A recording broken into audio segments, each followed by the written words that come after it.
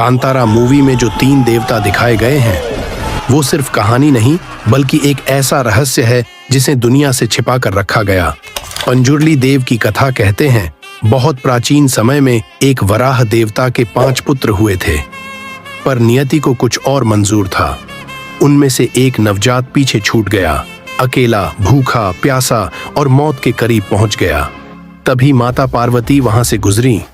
उन्होंने उस तड़पते हुए बच्चे को देखा और उनके मातृत्व ने करवट ली।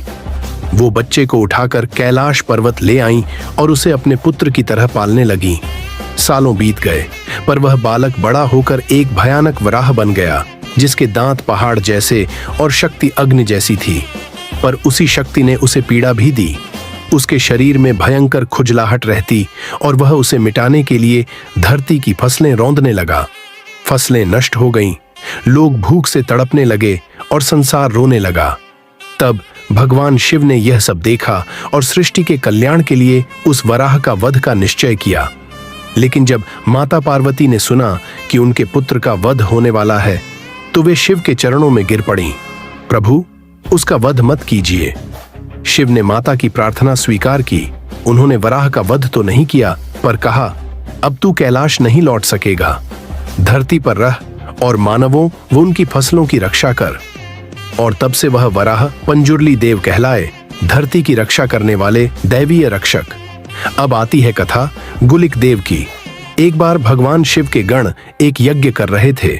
उसी यज्ञ की राख से एक पत्थर निकला, जिसे शिव ने आशीर्वाद देकर धरती पर फेंक दिया। और उसी पत्थर से उत्पन्न हुए गुलिक देव। उनका स्वभाव जन्म से ही अग्नि जैसा उग्र था। भगवान विष्णु ने उन्हें नीलू आसन नामक स्त्री के गर्भ से जन्म लेने का श्राप दिया।